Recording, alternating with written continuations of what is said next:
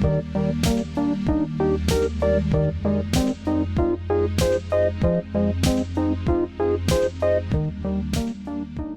and welcome to Maintenance Phase, the podcast where we go one and we go all. Oh, no. I am Michael Hobbs. And I am Aubrey Gordon, and you can find us on Patreon at patreon.com/maintenancephase and on TeePublic. We've got merchandise for you. Both of those links are set out nicely for you in the show notes and at maintenancephase.com. And I am so jazzed about our conversation today. I can't even tell you. Yes, our guest is one of our favorite reporters, Mike Rothschild. Hello, how are you? Thanks for having me on the show. Mike is one of our favorite QAnon reporters, and he's also working on a book called The Storm is Upon Us that comes out in October or September? September 21st. Okay. Mike, do you know how I found you on Twitter? No. You were fighting with somebody about your last name. Somebody was like, typical Rothschild. Like, of course he would say this. He's a Rothschild. Right, yes. And you were like, give me a fucking break, Yeah. dude. I did when Michael started talking about, like, let's do this guest episode. I was like, boy, oh boy, rough beat writing about QAnon with the last name Rothschild. Like, woof. On the one hand, it's a pain in the ass, but it's also sort of a constant talking point. Like it always gives me something to talk about with people and to sort of talk about how I got into all of this. And like part of it was my name and then part of it isn't. Yeah. You don't have to poke very hard to find anti-Semitism in a conspiracy theory.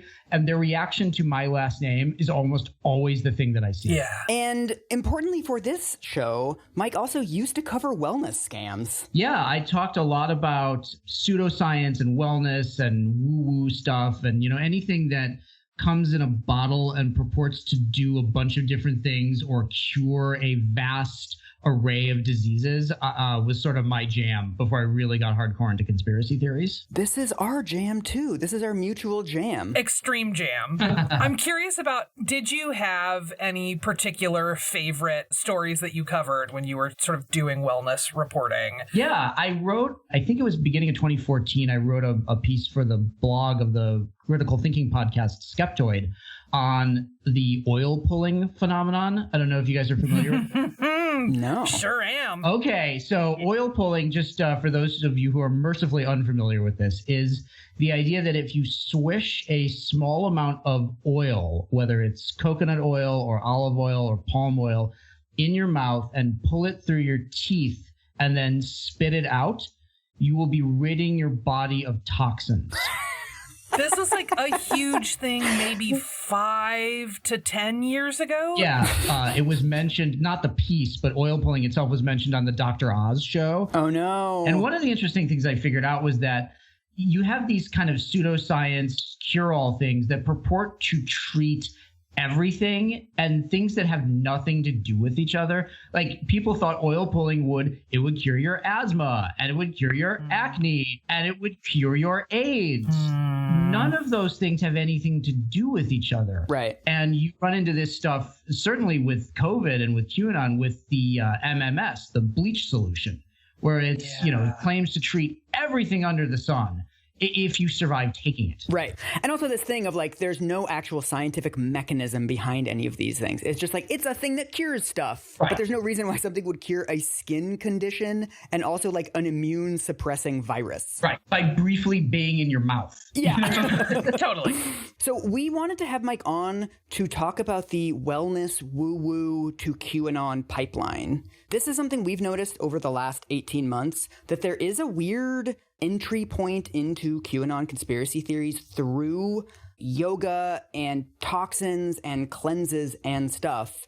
It's not the biggest or the only on-ramp, but it's one of the on-ramps. And it's a surprising one. Yeah. I think it's one that folks don't necessarily expect, that getting into sort of X, Y, or Z newest wellness fad can, for some folks, kind of put them on this track, kind of filter them or funnel them closer and closer to anti-vax stuff, closer and closer to QAnon stuff, and QAnon itself is like closer and closer to organized white supremacy. Yes. So, Mike, yeah, can you just walk us through sort of, before we get started, like what is QAnon? Sure. So what QAnon really was for the vast majority of its life was a cult-like conspiracy theory that holds that a team of military intelligence officers are using the image board 8chan to leak cryptic clues to an upcoming purge of the deep state that Donald Trump will carry out with a clutch of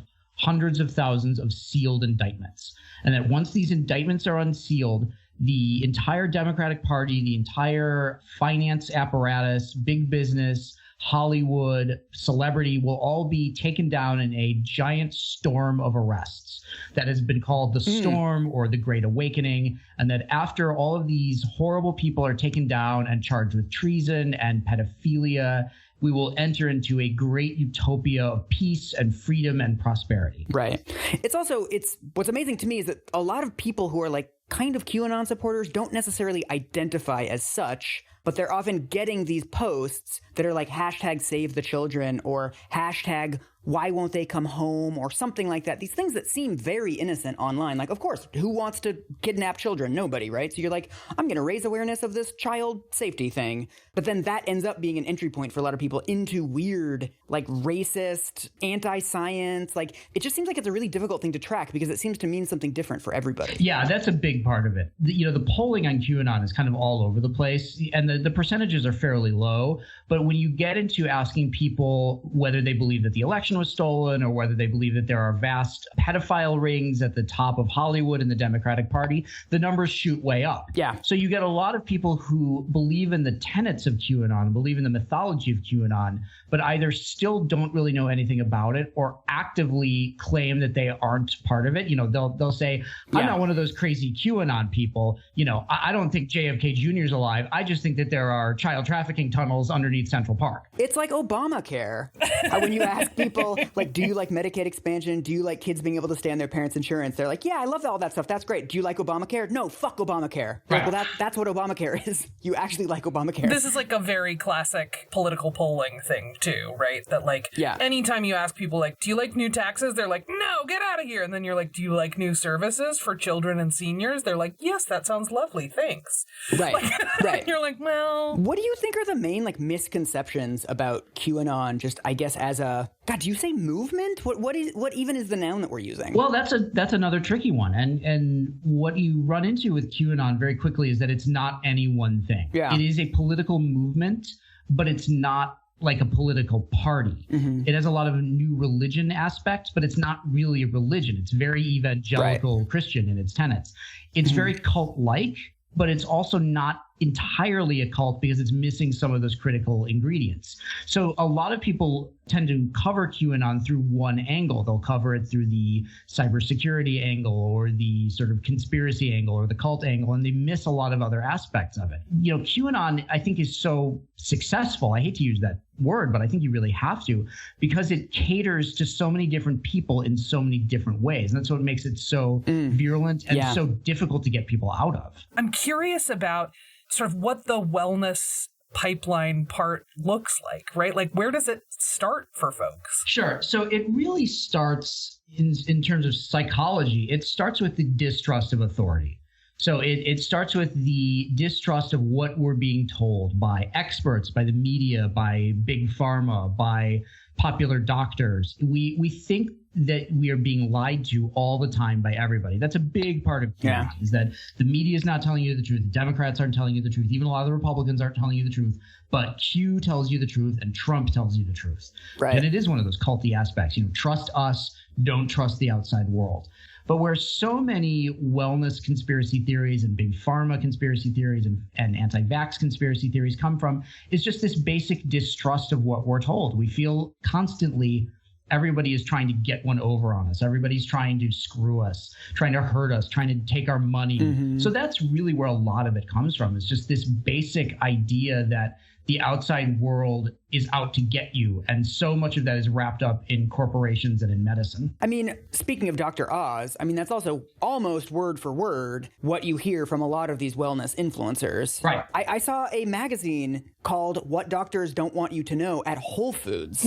This is a very mainstream message of these kind of cleanse type things that like they're keeping something from you. And it's a pretty short leap from that to they're also keeping like trucks full of children from you. Part of what makes this all tricky is like without getting too far down the tinfoil hat road, there are ways in which many people are being exploited, but they're much more banal than that. Yeah. Uber comes up with a business model, or Lyft, or Amazon, or whoever, where they treat their employees like contractors so they don't have to pay them health insurance, right? It's sort of stuff that's happening out in public in front of all of us, but it doesn't have the same sort of intrigue or punch. It's not secret.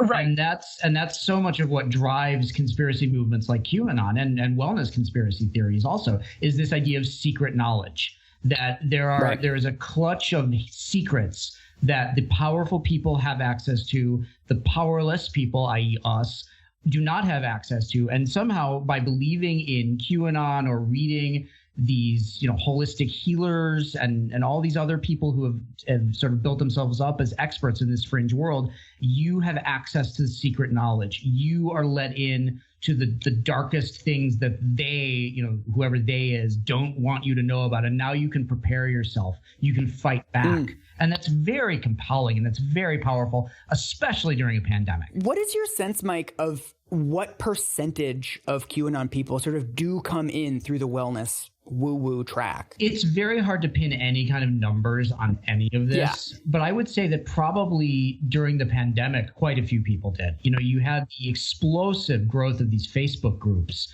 devoted to anti-5G and anti-vaccine and anti-Bill Gates and conspiracy theories about where the virus came from and whether it was a bioweapon and whether it was the deep state. And of course, it's so easy to jump from those groups to other groups because of Facebook's algorithms. You join an anti-5G group because you have some concerns about 5G internet, and then it recommends an anti-Bill Gates group. And you go, oh, well, I've heard some bad things about Bill Gates. Maybe I should join that and do more research. And then it recommends a group about anti-vaccine stuff. And that recommends you a group about the Great Awakening, which is QAnon. So you very quickly and efficiently radicalize yourself into a violent, anti-Semitic, far-right conspiracy cult without having any intention of doing so. So these groups had huge membership. They had hundreds of thousands of members in some cases. There's also a way in which you can get sucked into these things and not necessarily see its fundamental political nature. It's always seemed to me like the majority of QAnon is like people that are Trump supporters and like trying to sort of process the fact that they thought this guy was going to be a great savior and they voted for him and he's not doing anything. And like everything that he says in public is deranged. And it's like, it's not deranged. It's a secret code. Yeah, that's the ticket. Yeah. But if you're someone who comes in through the wellness track or the anti-vax track, you might not necessarily like see that part of it. Like it might not necessarily lead you to 8chan. Yeah. And in fact, one of the things with QAnon that, the promoters are such a big part of it is that they don't want you going to 8chan. Right. They don't want you going to these image boards because these image boards are horrible places. They are racist, they're anti-Semitic. I mean, even like I'm fairly well versed at navigating a place like 8chan, or it's called 8kun now. But even I'm sort of taken aback once in a while by just how awful these places can get.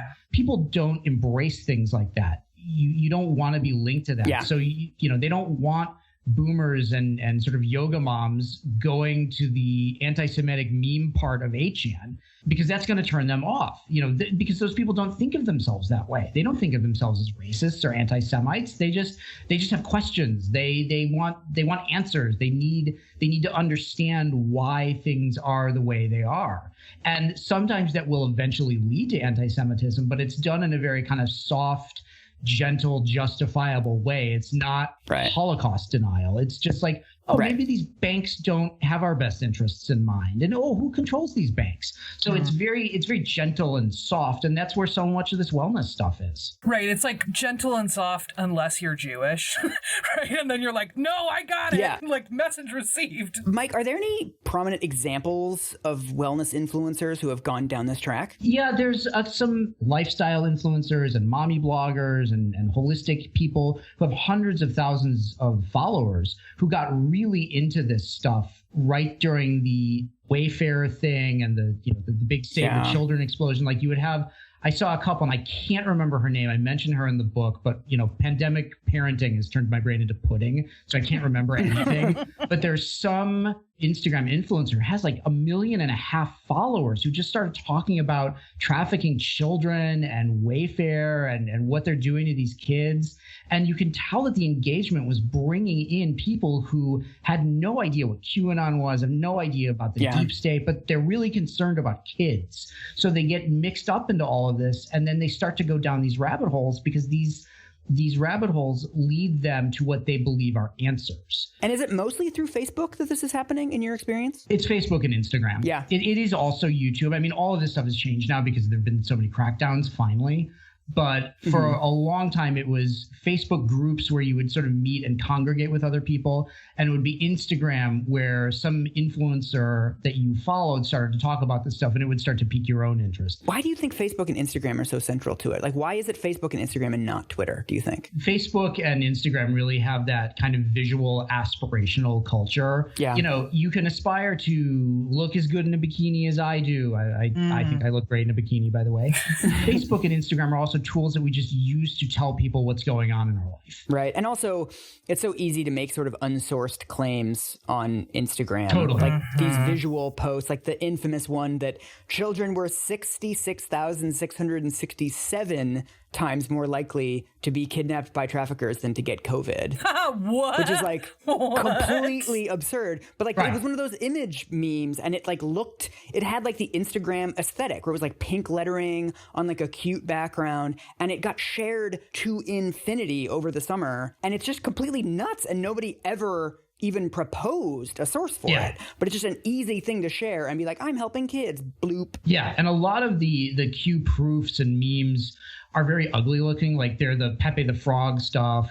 Or they're, you know, the sort of red boxes and lines leading from one thing to another, and like, you know, some big block letter word coincidence. It's not easy to share that in a way that will be meaningful for other people. But if it's, you know, sort of light blue cursive lettering on a nice frosty pink background about like, what are they doing to our children? Just curious. You know, people are going to share that like gangbusters because it looks nice, and it's not really doing anything other than just like asking a question that most people ask themselves at some point, like, oh, are children going to be okay during all of this? Right. Especially Facebook groups. You have these kind of private communities where there isn't a lot of pushback, kind of by definition. Right. It is really easy to feel in those groups like it's a place for sort of inquiry and debate, and it's easy to forget that those are walled gardens. Right. And that the only people in there are like, they're already all anti-vaxxers in there. You will never be challenged on anything that you believe. Yeah. It's just an intensification engine of whatever your existing beliefs are, but it looks like you're having debates with people. Yeah, it looks like a discussion, but what it really is a bunch of people just nodding their heads. Yeah, exactly. And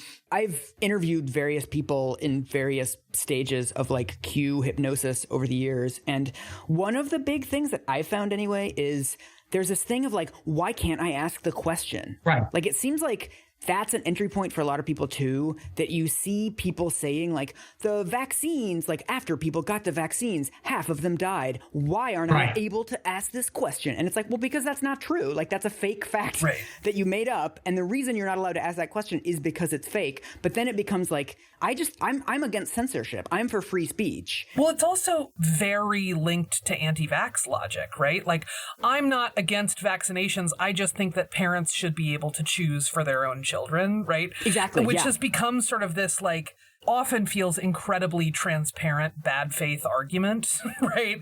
And sort of arguing tactic that shows up in both places for sure. Yeah, and it really feeds into the persecution complex that a lot of these people have, and the grievances that have become so much a part of the right-wing culture war. Mm-hmm. You know, this idea that if I'm not allowed to share my truth, I'm being censored personally. Like, big companies have it out for me. They want to destroy me because I'm a threat. And Q is great about doing that. It's about making people feel like they are a threat to the deep state, and that this little movement that the media writes off as, oh, it's just a role-playing game, it's just some kooky internet stuff. Oh, but they keep shutting us down. Why is that? Yeah. How much Q-ness was there in the January 5th insurrection? There were a lot of Q people there, but I think even more than that, the vast majority of people there probably bought into Q's mythology without actually knowing it. The idea that the election was going to be stolen, the idea that Joe Biden was this decrepit husk of a puppet candidate and that the only way he could win was if the election was fraudulent. That was a huge part of QAnon. Also, we had the Q shaman guy, the shirtless dude with the beaver hat, who then gets put in jail and he demands an organic diet. And you had a lot of Q promoters were talking about how that guy doesn't represent us. I've seen him at Black Lives Matter protests. He's a false flag. He's thrown out there to make us look like we're crazy. He's a fake. We decide who the real ones are. A real Q believer wouldn't be violent because Q is a nonviolent movement. I mean, it's logical fallacy taken to the point of delusion. It's also funny, the idea that this guy's making QAnon look bad. Right. This guy, we're talking about Hillary Clinton ripping the faces off of kids and sucking up their adrenochrome. But this guy, he's really giving us a bad rap. Yeah, we draw the line at shirtlessness. But what do you make of the guy's organicness? What do you see as the intersection there? It's totally enmeshed with that idea of we're being lied to, big business, big agriculture, big pharma. They're all liars. They're all part of this conspiracy. And you get a lot of that idea of supplements and yoga in QAnon and keeping your body healthy and staying away from those deep state additives and toxins. So it's all enmeshed with each other. When people were talking about the guy's organic diet, people are like, what? He doesn't live on, beer and onion rings? I'm like, that's not what these people are. The Q believers are much more complicated than people want to believe they are. And there's a lot of this sort of purity, health stuff in the actual sort of Q text. There's clearly some distrust of big pharma. There's sort of some tiptoeing into the dead doctors conspiracy theory. And I don't know if you guys are familiar with that one. No, not at all. That started going around actually quite a while ago. This was maybe 13 or 14, that the pharmaceutical industry was killing holistic doctors and chiropractors and renegade autism researchers.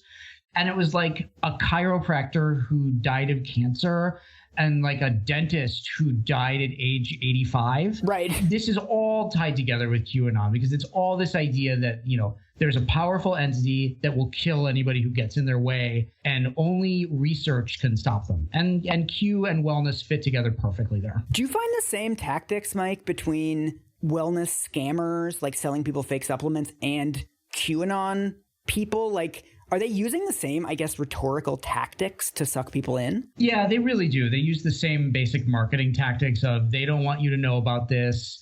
And a lot of it is about hope, is about this idea that if you do these things and if you read these people, your life will be better than the deep state wants for you. The deep state wants you enslaved. Big pharma wants you sick and stupid. And we care about you. We're going to get you these supplements. We're going to get you this information. You're going to be armed with the truth. And then you can shape your life to be better and to fight back. So much of it is about aspiration. How is QAnon doing that? It's we're going to take care of you or something? What's the promise at the end of the rainbow for QAnon? The promise at the end of the rainbow for QAnon is not so much a financial one or a health one. It's that the bad people will be gotten rid of. This ancient war that's been going on for thousands of years between the white hats and the good people and the godly people who are over here, and then the Babylonian cult that's over here that's been controlling you since the Egyptian pyramids. That war is finally going to be won, and it's going to bring peace and freedom, and you're going to be able to live your life the way you want to. So it's a less tangible motivation, but it's also almost a more powerful one because it promises the people who have hurt you and kept you down will be paraded in front of you, broken and in chains, and they'll be sent to the gallows. And that's very powerful in that community. I'm curious about, within sort of the wellness pipeline, are there any sort of known factors that put people at risk? Yeah, there's a couple of things that put you at risk for falling down the Q rabbit hole. One is sort of extant susceptibility to conspiracy theories. And so many of these people who fall into Q were already believers in something else. They were already believers in wellness conspiracies, or they were believers they were 9/11 truthers, or they were Barack Obama birth certificate truthers, or Trump Spygate truthers. So the vast majority of the time, a person who finds themselves enmeshed in QAnon didn't spend their whole life watching CNN and reading the New York Times and voting Democratic, and then just one day waking up and deciding that Trump's military intelligence team was leaking clues to Hillary Clinton being sent to the gallows. Right. So a person who falls into QAnon almost always already believed something else that was unevidenced, and QAnon is just the next natural step for them. That indicates that some of this wellness stuff is kind of a gateway drug. Totally. I mean, we always say on the show that we don't want to take anything away from anybody, and we try to show a lot of grace to people who are like, they're doing a cleanse, and like, I have no interest in lecturing somebody about whether or not they do that. But then you could say it sort of at the societal level, the more of these kind of wellness conspiracy-ish products are out there, the more susceptibility that's giving people to falling into other forms of conspiracy thinking. It seems like the sort of the cleanse to anti-vax to QAnon pipeline seems like each one of those is like a slight escalation of the previous one. Yeah, and that's exactly what it is. You're escalating. You're probably not going to get somebody who, you know, has a really robust yoga practice and, you know, does their stupid cleanse every couple of months. They're not necessarily going to fall into, well, the deep state stole the election from Donald Trump. But where they might go is, oh, I don't really trust the science on the vaccine. It's very hard to interdict in that pipeline if that person is not doing anything that's hurting somebody else or hurting themselves. It's sort of like 10% of them are going to go to the next step. But then the more people you have believing these early steps, the more you're just going to have people that end up at the sort of final place, which is like, the Jews did it, right? which seems to be where all of these things lead. Yeah. I'm also curious about if you've come across any stories sort of about folks leaving QAnon. What does that look like for folks? How often is it happening? Do we have any sense of that? Like just anything about folks sort of breaking away? Because I think part of what feels so troubling and intense about QAnon, at least to me, is how sort of intractable and impermeable it is to sort of think about how to dismantle all of this, right? Yeah, there are people who have gotten out of QAnon. I talked to some for the book, but it's a very difficult process to get somebody out of QAnon because they ultimately have to want to stop believing it. They have to see something in it that feels false or that seems like a contradiction or a mistake. They have to see some kind of defect in it. And I liken it to a tapestry. And if QAnon's a big tapestry and somebody sees that there's one thread that's dangling, you know, whether that's something that Q got wrong or Joe Biden making sure they got a stimulus check or whatever, something that interdicts that belief, that dangling thread suddenly becomes more inviting to pull on. And when you pull on that thread, the whole thing unravels. And you eventually realize, oh, I've been had. Like, this was all fake. This was all for nothing. But the person who believes in it has to see the thread and they have to want to pull on it. And for so many people, they just don't. They find ways to justify and to reconcile the mistakes and the failed predictions and the errors that just gets consumed into QAnon. So there are people who've gotten out, but there's very few. And there's very few who are willing to talk about it because they feel embarrassed and they're ashamed and they haven't gotten their life together post QAnon. You know, it's not something like Scientology, where you have a very robust group of people who've gotten out of it, who are very vocal and very fearless about talking about what it did to them, what they got out of it, and why they eventually left it. You just don't have that with Q yet because it's all so new. For the people that you interviewed, Mike, what were some of the little threads that they started pulling on? Like, what started the process? There's one woman I talked to who is still a very active conspiracy theory believer. She's still a very active Trumpist, but she was very, very big into QAnon. And what shattered QAnon for her was when QAnon started quoting Bible verses. And she said something like, a real military intelligence leaker would never quote the Bible. That completely shattered it for me.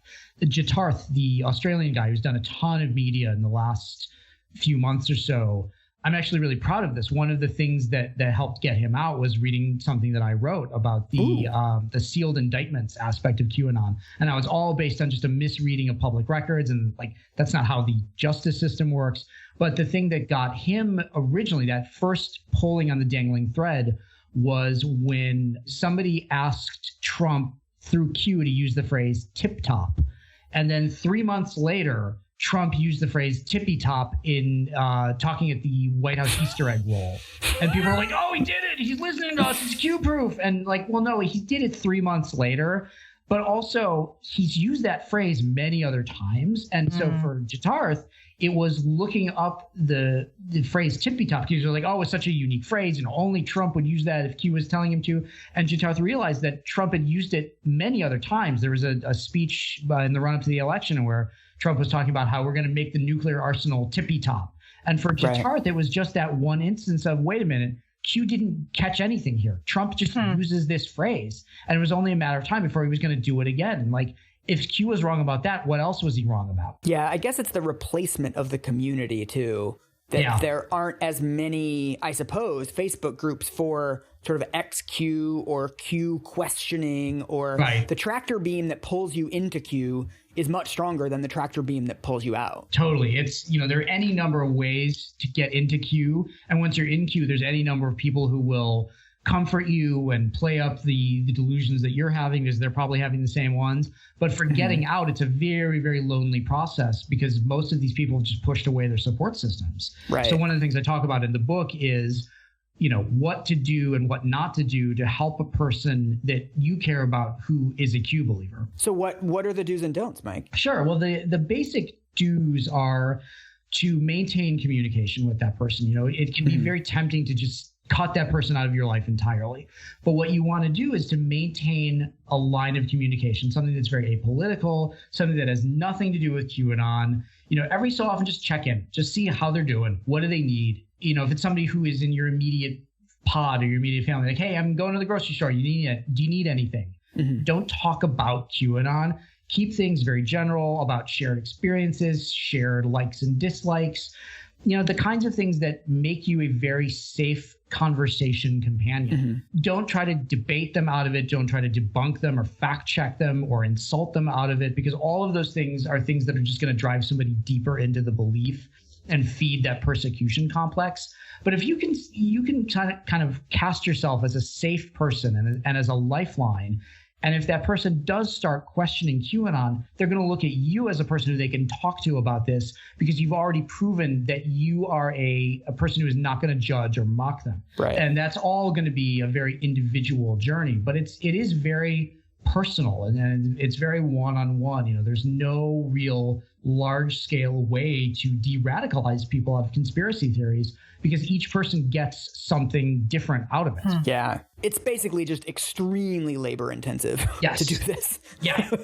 And not guaranteed to succeed. No, it's very labor intensive, very difficult, very frustrating, and you may not want to do it. Yeah. It is not a requirement that you try to de-radicalize your QAnon loved one. If you feel unsafe with that person or talking to that person, you have every right to cut them out of your life. Yeah. And also, I've interviewed experts, like misinformation experts, about this as well. And it seems like the real cure for this, like the only scalable solution to this, is prevention. Yeah. And that raises some like genuine concerns about sort of what should be allowed to be posted on these platforms, what kind of regulation of these platforms should we have. But it's like the options are take some of those really difficult decisions, or continue to have a country where like 30% of the population just have completely deranged beliefs. Right. Like either option is bad. Yeah. Right. If 50 or 70 million or whatever people genuinely and wholeheartedly believe that Joe Biden is a fraudulent president, that's a problem. That's a problem. And that's a problem that really demands very serious solutions. Right. And at the same time, serious solutions can be very troubling. That's the thing. It's like there's this idea that sort of all conspiracy theories are the same, or like there's the moon landing was faked, and there's Bigfoot, and then there's QAnon. Right. It seems like QAnon is genuinely much more pernicious because there's violence at the end of it. Yeah. If 20% of the population believes Bigfoot was real, that doesn't imply any like action that you have to take, right? Like you're not storming the Capitol. Yeah, nobody gets killed over thinking the moon landing was faked. I mean, you might get punched out by Buzz Aldrin. Right. But that's about it. And that's where, with a lot of people are like, oh, it shouldn't be legal to believe in conspiracy theories. Like everybody needs help. I think for the vast majority of people who believe in these unevidenced notions, it's probably fine. Yeah. You can live a very productive and happy and healthy life and still believe that JFK was murdered by a conspiracy. Yeah. That doesn't necessarily turn you into a violent anti-government militia member.